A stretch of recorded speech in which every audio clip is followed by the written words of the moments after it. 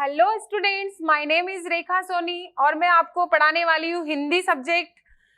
Vibrant edge division आपके लिए लाया है एज स्मार्ट क्लासेस। ये वर्कशॉप जो है आपके लिए महत्वपूर्ण रहेगी, लाभदायक रहेगी। वाइब्रेंट एज डिवीजन में हिंदी की जो है 3 वर्कशॉप लगेगी और इसमें हिंदी से रिलेटेड, हिंदी से संबंधित सारी जो आपको जानकारी मिलेगी और आपकी जो जितनी भी समस्याएं हैं वो सारी दूर होगी। और आपको इसमें शॉर्ट नोट्स और आपका टेस्ट रिवीजन सब इसमें होगा।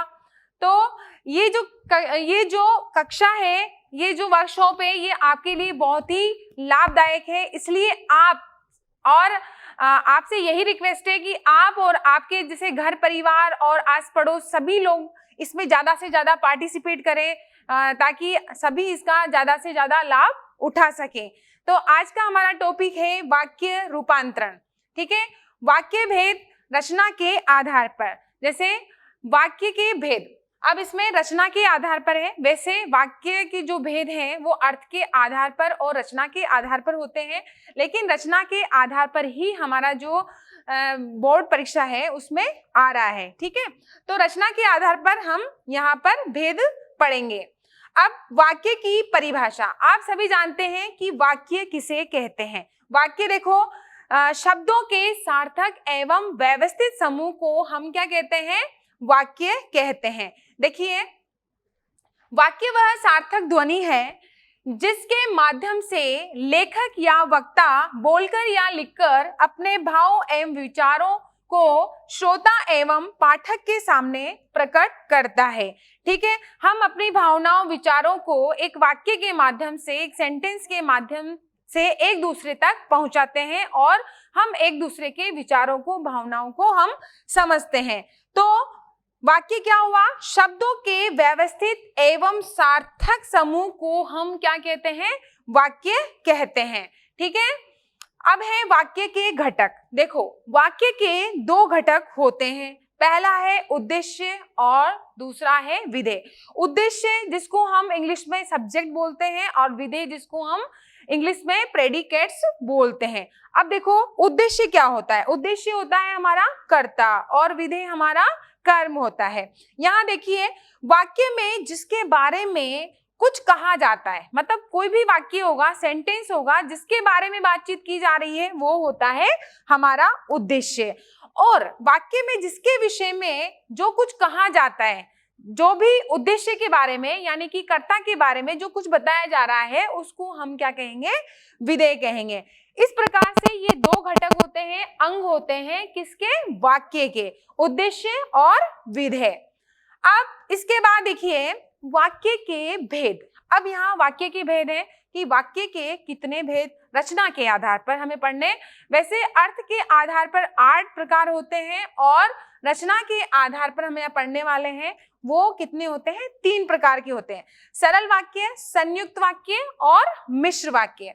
अब यहाँ देखिए सरल वाक्य। सरल वाक्य क्या होता है? साधारण वाक्य जिसमें एक उद्देश्य और एक विधेय होता है। उद्देश्य विधेय हमने पढ़ा कि ये अंग होते हैं किसी भी वाक्य के। तो यहाँ जो सरल वाक्य है उसमें एक उद्देश्य होता है और एक विधेय होता है। संयुक्त वाक्य किसे कहते हैं? संयुक्त वाक्य में 2 उपवाक्य होते हैं और वो योजक शब्दों से जुड़े होते हैं। योजक शब्द जो आप जानते हो, योजक शब्द क्या होते हैं? 2 शब्दों को, 2 वाक्यांशों को, 2 उपवाक्यों को जोड़ने वाले शब्द, जिसको हम कनेक्टर कह सकते हैं, कंजक्शन जिनको हम बोलते हैं, वो संयुक्त वाक्य में 2 उपवाक्यों को जोड़ने का कार्य करते हैं। यानी कि इसमें क्या आएंगे? योजक शब्द बीच में आएंगे। मिश्र वाक्य क्या होता है? इसमें एक प्रधान वाक्य होता है और उस पर आश्रित एक या एक से अधिक उपवाक्य होते हैं। यानी कि इसमें एक तो मुख्य वाक्य होगा और उस पर आधारित एक या एक से अधिक उपवाक्य होंगे। क्लियर? सबको समझ में आया कि रचना के आधार पर कितने भेद हैं? 3 भेद है, सरल, संयुक्त और मिश्र। अब यहाँ देखिए बच्चों, कुछ उदाहरण हैं। अब आपके एग्जाम में आता है कि किस तरह से इनको रूपांतरण होता है, यानी कि सरल से संयुक्त वाक्य कैसे बनते हैं, संयुक्त से मिश्र कैसे बनते हैं, या मिश्र से संयुक्त कैसे बनते हैं और संयुक्त से सरल बनते हैं। तो किस तरह से ये मतलब कन्वर्ट किए जाते हैं वाक्य, वो आपके एग्जाम में पूछा जाता है। अब यहाँ देखिए, लोग टोलियां बनाकर मैदान में घूमने लगे। लोग टोलियां बनाकर मैदान में घूमने लगे। अब आपको यहाँ पर पहचानना है कि कौन सा सेंटेंस है, कौन सा वाक्य है। यहाँ देखिए, कोई योजक शब्द आपको समझ में आ रहा है, कोई योजक शब्द आपको नजर आ रहा है या नहीं, है ना। देखो यहाँ पर लोग टोलियां बनाकर मैदान में घूमने लगे, यहाँ पर एक ही उद्देश्य है और एक ही विधेय है। तो ये कौन सा वाक्य हुआ, हमारा सरल वाक्य हुआ।